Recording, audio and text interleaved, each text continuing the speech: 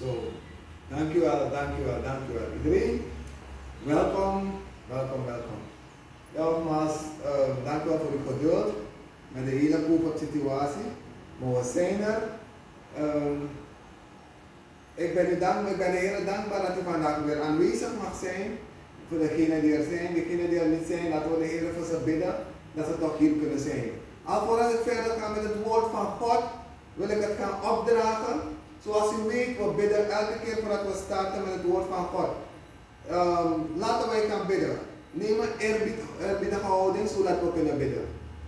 Halleluja. Hemelse Vader, we danken u dit moment. We dragen de dienst op. We dragen ook het woord vandaag weer. Ik vraag u de juiste woordkeuze te brengen voor de schapen, de mensen die hier zijn, maar ook de mensen die het later zal vertellen. Dat ze ook de kracht mag krijgen van u, Vader. Heer, ik draag alles op nogmaals en leid mij. En zo ook zelf de mensen hun oren dat ze kunnen begrijpen en horen dat wat ze moeten horen. Heer, ik verhoog uw naam en ik dank u weer voor dit moment. In Jezus Christus naam.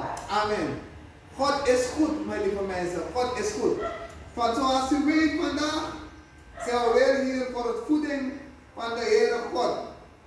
En vandaag zal ik praten over de profeet Jesaja, eindelijk een gedeelte van Jesaja. En in het dagelijks leven, weet je, God roept elke dag mensen om tot bekering te komen. God wil dat de mensen tot bekering moeten komen, zodat ze kunnen genieten van de zegen dat Hij had beloofd aan alle mensen. Maar natuurlijk heb je mensen weer die niet geen gehoor willen geven. Vanaf toen al en tot op vandaag de dag hebben we nog dezelfde soort mensen in ons midden die niet gehoor willen geven aan degene wat de Heer ons gezegd heeft.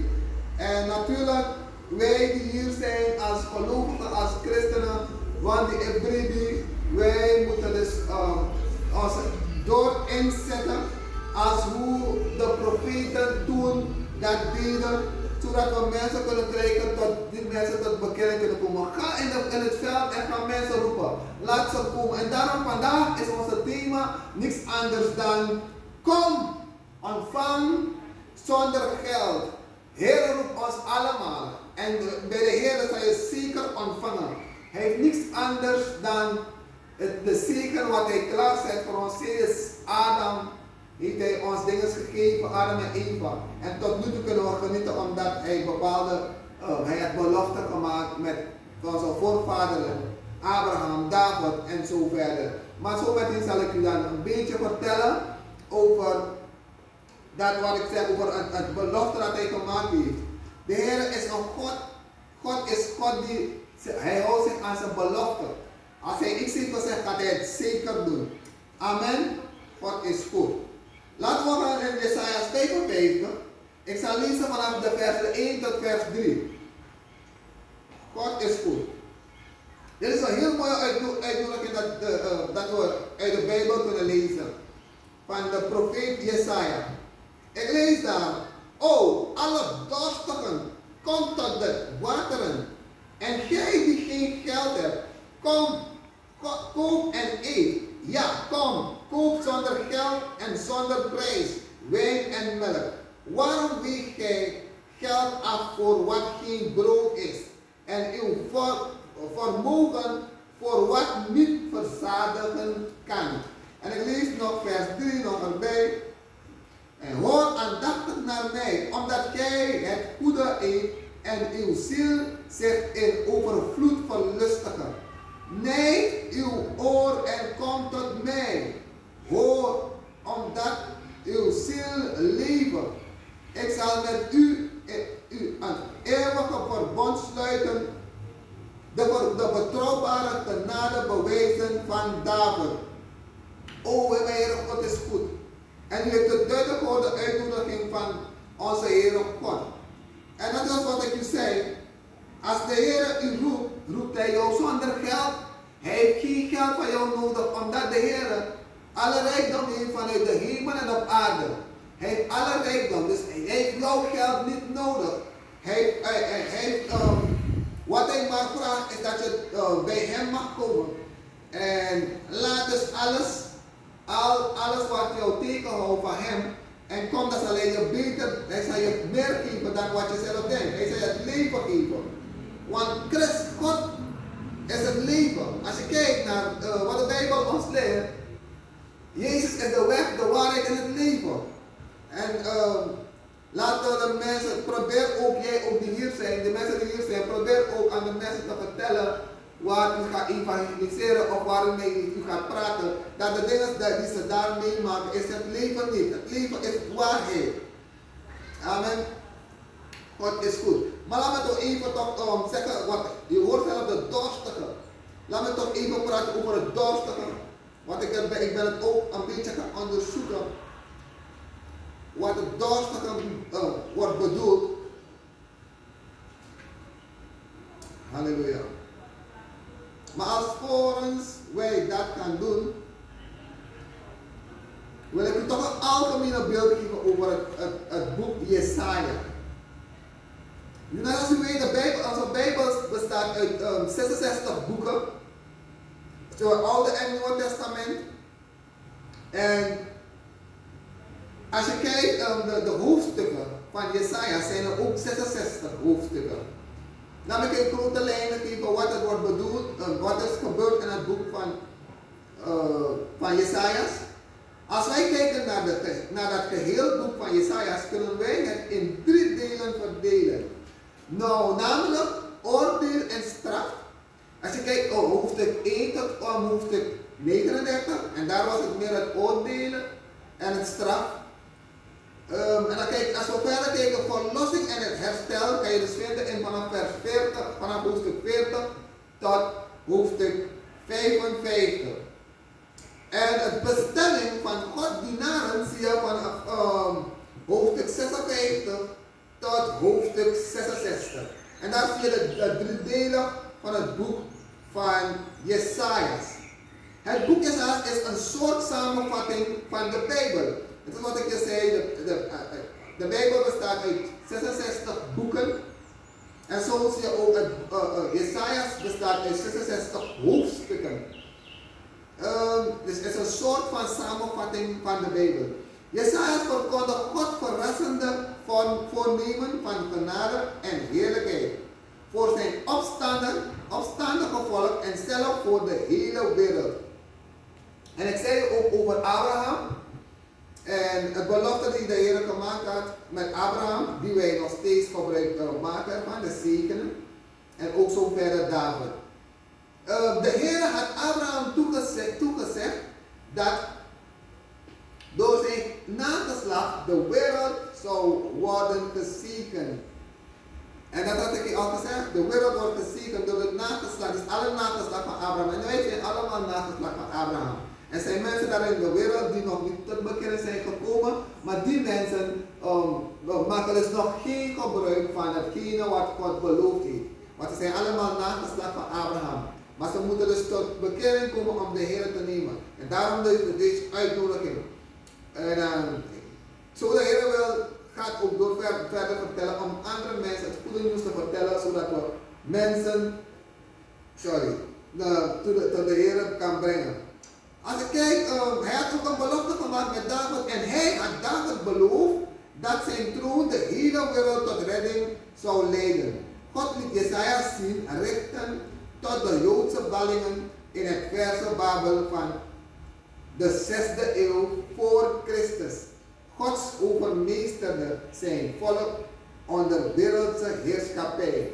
Nou, ik heb dus een kort, ik zou verder kunnen lezen, er zijn heel wat dingen dat ik erbij zou kunnen toevoegen.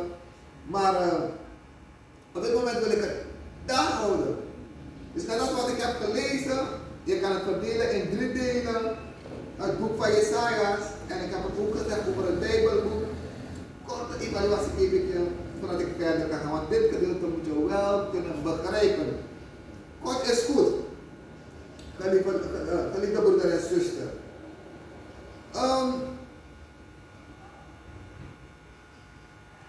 God is goed.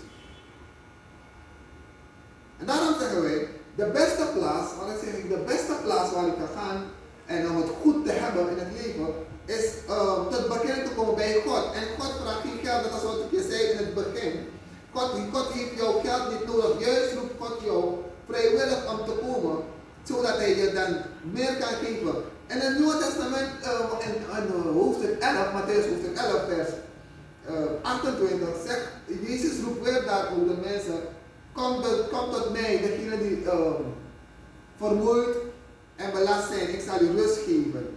Dus wanneer we praten over het leven, dan praten we ook over het rust. Alles heb je dus inclusief rust. Als je het leven hebt, heb je inclusief rust, krijg je ook van de Heere God. En hij vraagt, het enige wat hij van jou vraagt, is dat je kan inzetten, jouzelf, je geeft jouw leven over aan hem, laat hij jouw leven voor jou richten en gehoorzaam zijn aan de Heere God. Als we verder gaan lezen, want ik had beloofd dat ik je toch even zou zeggen wat het doorstappen betekent. Want laat ik dit toch even voor je lezen. Wat ik heb onderzocht. De mensen in die tijd van Jesajas die dorst hadden, eigenlijk niet alleen de mensen in de vorige eeuw, ook de mensen van deze dagen roept God op om te komen drinken. Het is de algemene uitnodiging aan allen die met items, sorry, laat ik dit niet voor herhalen. Het is een algemene uitnodiging aan allen die met verlangen de Heere zoeken. Hij is wel te vinden, mogelijk is het niet je verlangen, heb je echt dorst, alhoewel de oproep wordt 7 keer. Dus eigenlijk is het voor ieder. Het is voor ieder bestemd. Het is niet alleen voor u en ik die hier zijn, maar ook de mensen die de Heer nog niet kennen. En eigenlijk daarom meer voor die mensen. En wij die nu naar mij stem horen, wil ik u bemoedigen om mensen te gaan roepen. Om mensen te gaan evangeliseren. Ga praten met de mensen die nog in het donker zijn. De mensen die de Heer nog niet kennen. Wat is goed? De mensen die de Heer nog niet kennen. En wanneer God u roept, o dorstige, dan moet u eigenlijk weten wat de Heer bedoelt met de dorstige. Als ik kijk, het dorst betekent, het Engelse woord van dorst is thirst. Thirst. Ja toch? Je zou in het Grieks zeggen, dipsacho. En dat betekent in het Grieks, dorst hebben. En het woord dus komt 31 keer voor in de Bijbel. 31 keer komt het woord, het Engelse woord, ik zeg het in het Engels, maar het woord dorst voor in de Bijbel. 31 keer komt het voor. En als je kijkt, eigenlijk, dorst is het zelfstandig naam, dat hoef ik, dit is Nederlands. Maar het gevoel dat je iets moet drinken, je dorst laten ophouden door iets te drinken. Dus of een sterke verlangen. Dus eigenlijk het dorstige mensen die moeten drinken. Ze hebben een verlangen om te drinken. Maar in dit geval gaat het niet om drinken van water uit de kraan, rivier of misschien of zo, enzovoort. Het gaat meer drinken van het levend water. Als daarvan drinkt, krijg je. Dus als je daarvan drinkt, krijg je nooit meer dorst. Ik weet nog in de Bijbel waar Jezus zei tegen de Samaritaanse vrouw, zei Jezus van, als je van mij water drinkt, zal je nooit meer dorst krijgen. Dus zo zegt de Heer, via de profeet Jesajas, eigenlijk, dus de mensen die dorst hadden, eigenlijk moet je het zien als een diep verlangen hebben aan God. En eigenlijk daarom roept de Heer weer via profeet Jesajas de mensen van toen, maar ook wij vandaag de dag roept de Heer, kom en drink van het levend water. En dan gaat u nooit meer dorst krijgen. Ja, degene die niet weet over de Samaritaanse vrouw, ik wil het in de war brengen. Maar het focus moet je leggen dat het dorst hebben is je wil iets drinken. Dat wil zeggen, je hebt verlangen naar iets. En dat is eigenlijk het woord dorst. En dan zo roept de Heer ons.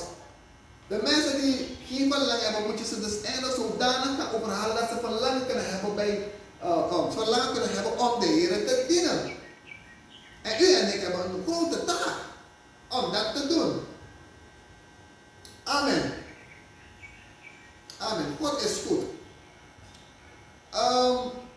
Ik zei over dorst, maar ook zo verder als je kijkt, zegt het woord ook.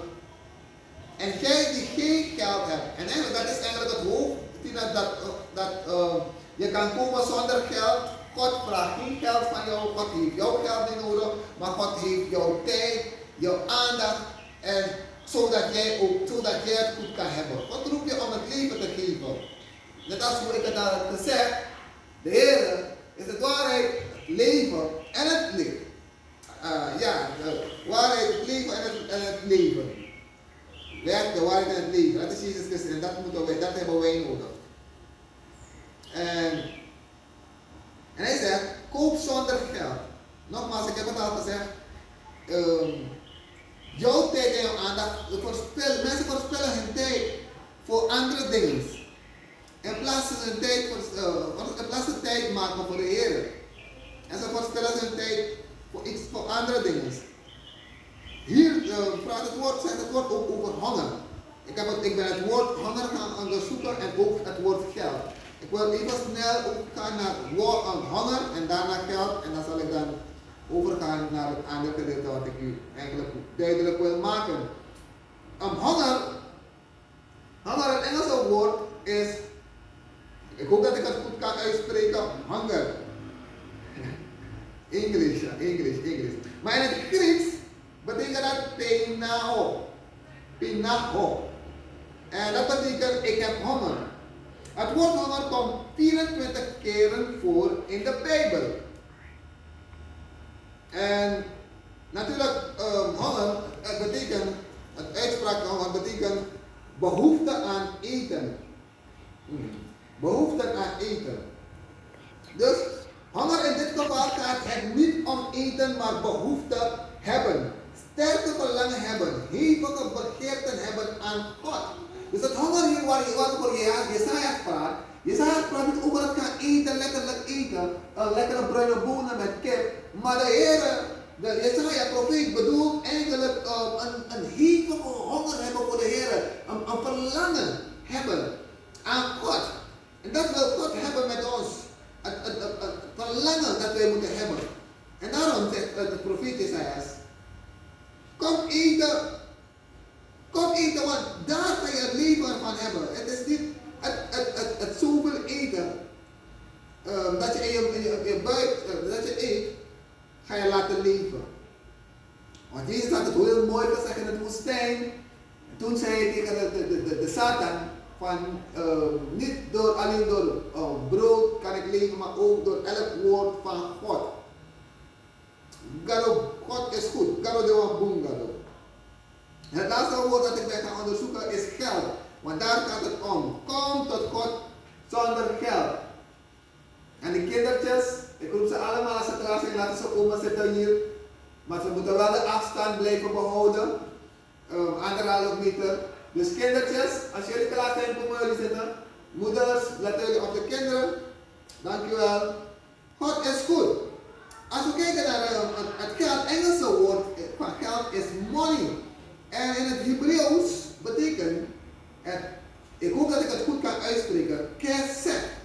Geld is een zelfstandig woord. Geld is enig object dat in een bepaald land of binnen een gegeven sociale economische context algemeen wordt aanvaard als betaling voor goederen en diensten en de terugbetaling.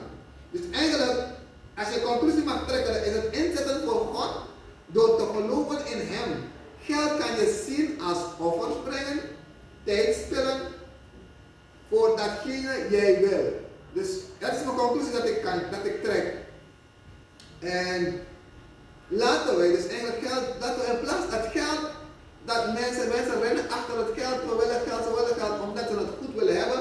Ze willen dat het leven goed moet gaan en ze focussen te veel op het geld. Waardoor het misschien voor hun in plaats goed maar slechter gaat.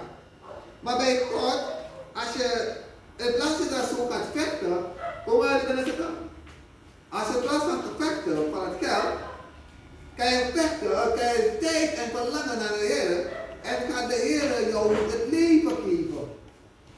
En het leven Dan zitten jullie. De Heer gaat het geld geven. Dus daarom zeg ik, wat je nodig hebt, gaat de Heer jou geven. Kijk, dat geld is nodig, maar geld is niet aan alles. Als je focust op de Heer, dan gaat de Heer jou leren dat je geld kan maken. En op de juiste manieren. Maar mensen proberen geld te maken op allerlei manieren en alle soorten boze machten gaan zoeken alleen om aan geld te komen. En zo willen ze ook het leven hebben. Maar dat maakt dat ze eigenlijk het leven niet kan krijgen, want de wereld begrijpt niet dat God is gekomen voor hun. En daarom roept Jesaja en ik roep ook alle mensen dat ze gefocust moeten blijven en dat ze tot de Heer mogen komen. Amen. Laten we dus nog even verder gaan. Als je kijkt vers 7, vanaf 6, zoek de Heer terwijl hij zich laat vinden. Roep hem aan terwijl hij nabij is. Vers 7 zegt, de goddelozen verlaten zijn weg en de ongerechtige man zijn gedachten en hij bekeert zich tot de Heer. Dan zal hij zich over hem ontfermen en tot onze God, want hij vergeeft veelvuldig.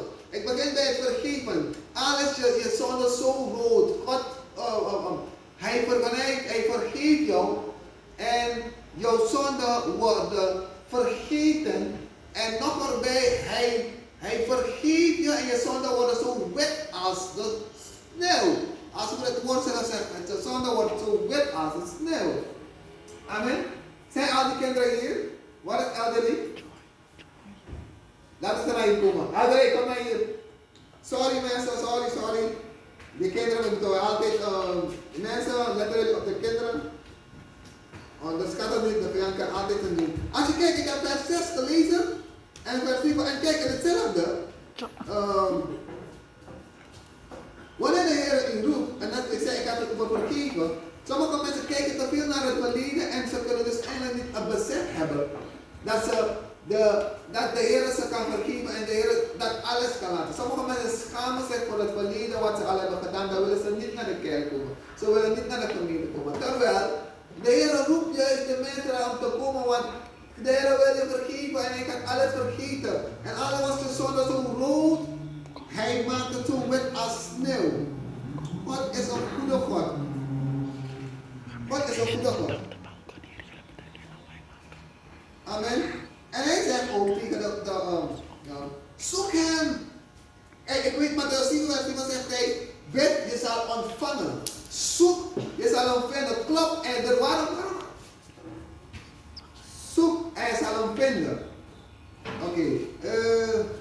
In Mattheüs 7 vers 7, de Heer zegt, zoek en je zal hem vinden. Dus waarom trouwen jullie nog? Zeg aan je buurman en buurman die nog niet tot bekendheid zijn gekomen. Laten ze de Heer zoeken, dan gaan ze het verschil zien van het leven waar ze nu leven en het leven met de Heer. Daag ze uit. Mensen, daag ze uit. Daag ze uit. Laten ze tot de Heer komen. De Heer wil je vergeven. De Heer heeft zoveel voor jou. En de mensen die dan soms ook naar de gemeente komen, maar ze zijn nog nog niet helemaal bekeerd, ze hebben nog dingen dat ze moeten verlaten. Probeer dat te verlaten zodat je eigenlijk het leven kan krijgen en ook dat alles wat de Heer voor jou klaar heeft. God is goed. En wat de Heer gezegd heeft, haalt hij niet meer weg.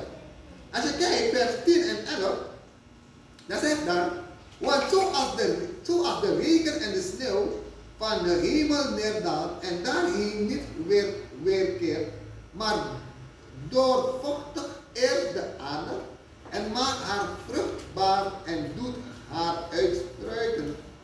En geeft zaad aan de zaaier en brood aan de eter. Vers 11 zegt, alzo zal mijn woord dat uit mijn mond uitgaat ook zijn, het zal niet ledig tot mijn wederkeren, maar het zal doen wat mij behaagt en dat volbrengen waartoe ik het zend.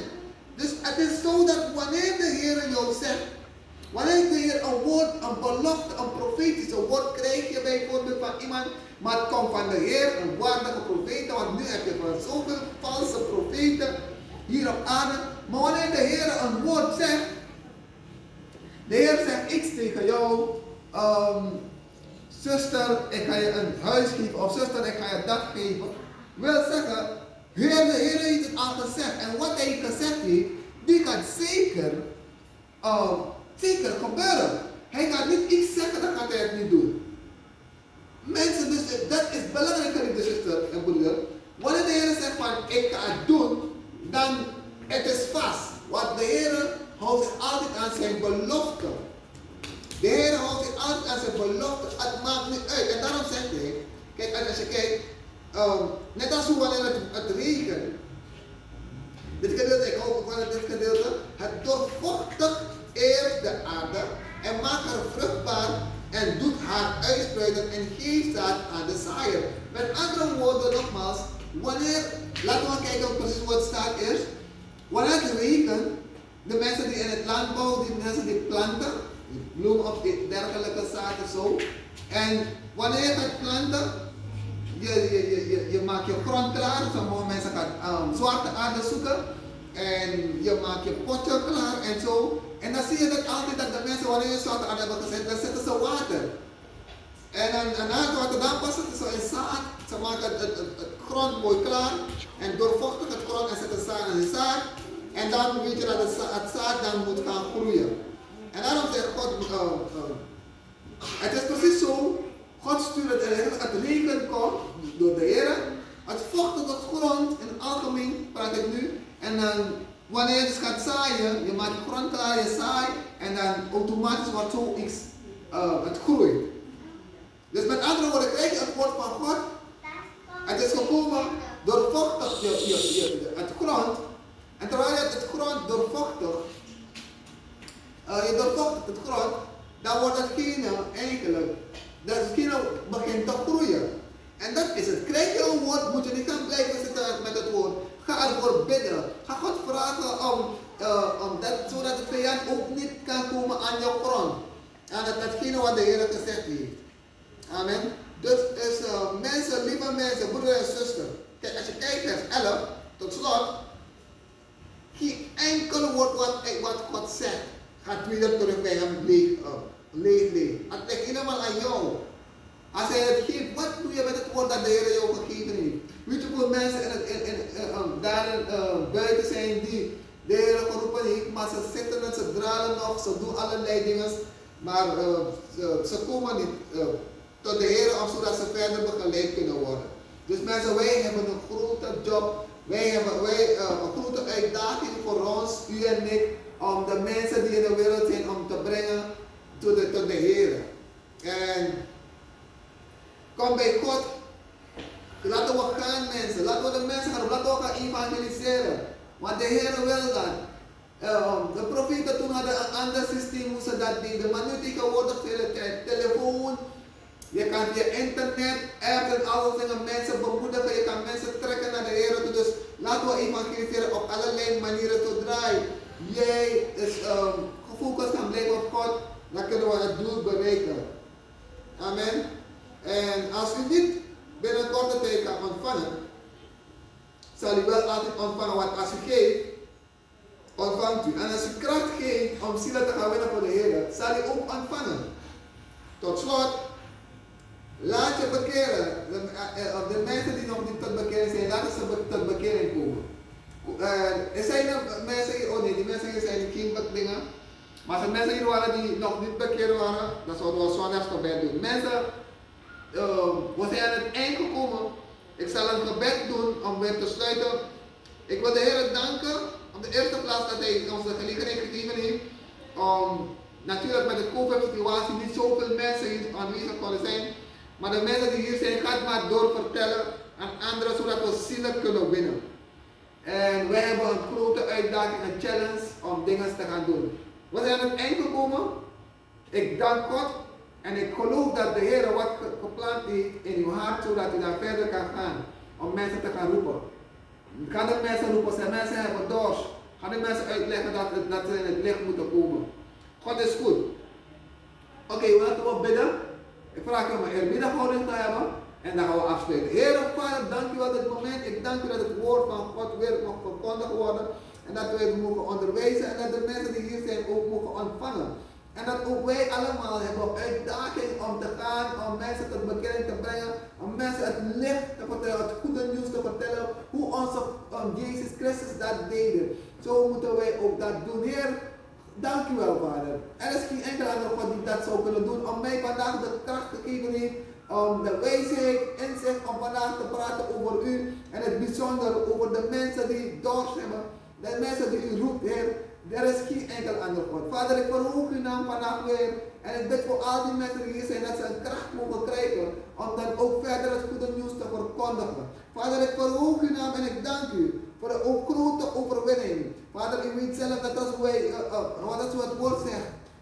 Het oogst is groot, maar de arbeiders zijn weinig. Vader, we bidden voor arbeiders, ook voor de gemeente, voor het ministerie. Ik bid dat we meer arbeiders kunnen vinden. Ik bid dat we meer mensen kunnen krijgen die het goede nieuws willen gaan verkondigen.